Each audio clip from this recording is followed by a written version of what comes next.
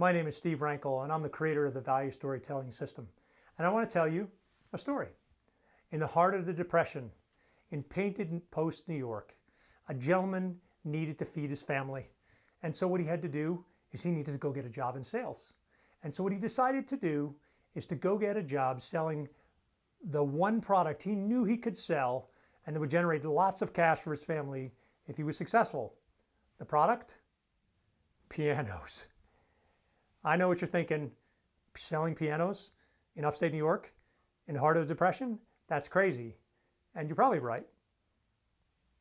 But what this young man had to learn was sizzle and service. And he learned it. And he learned it by telling stories and by indicating to the people who were buying their pianos for their children or their families what the value was. Wouldn't it be great for your kid to be able to learn the discipline of piano? Wouldn't that set them up well, even if the depression doesn't lift, with the hard work and the tenacity? What about the joy this will bring to your family as you go through this very difficult time? And he learned that. He went on to found an incredible company with an incredibly powerful sales force. And I'll tell you more about that in a minute. But what I want to tell you about is what I discovered and how fortunate I am that I had a very similar set of experiences early on in my career. You see, I went from consulting straight into selling. And there is nothing quite like sales to teach you that if you don't make the sale, if you don't communicate the value in the language of the customer of whatever you're selling, in a way that moves this particular prospective customer to action, you may not pay your mortgage this month. That focuses you down. And so I want to share with you the two concepts, the major concepts behind value storytelling. First of which is value, an elusive concept, which Oscar Wilde said, a fool knows the price of everything but the value of nothing. Value changes based on timing and circumstances. And in truth, value is different for you and it's different for me. But in there's a key. The only person who can tell what they value the most and how they value your product the most is a customer, someone who bought it already. So the key for you and for me in being successful and in discovering this system was to figure out how to vacuum the customer's brain, reverse engineer from them what they valued in the buying process. And the second concept is story and storytelling.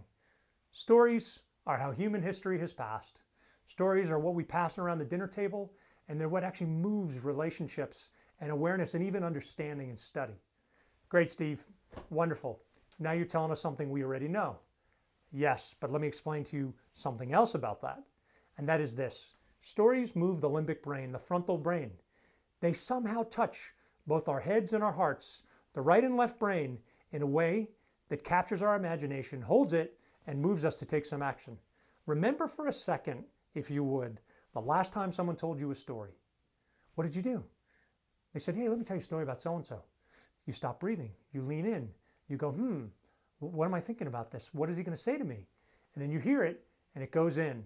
And after you've listened to it, you decide whether or not you agree or disagree, but not before. People can push away your product. They'll resist your ROI, and they'll ignore your guarantees, but they are powerless to resist your value stories. The value storytelling system, and what I've discovered, and you can learn more about on this site, and I hope you'll join us in this movement, is about telling and sharing the language with your customers that move them to action, the stories that actually help them understand what benefit they'll get from your product. Not just ROI, not just metrics, not just features and functions, because all those things are logical and they will distance the customer from you. They're left brain oriented, not right brain oriented. But the exact words, language, and magic stories that won your best customers, that you shared with them in the buying process, either on purpose or by accident, that moved them to take buying action. Now, there's a lot of resources here. I want to welcome you, and I want to share with you finally the name of that young man who sold pianos in Painted Post, New York during the heart of the Depression. Tom Watson.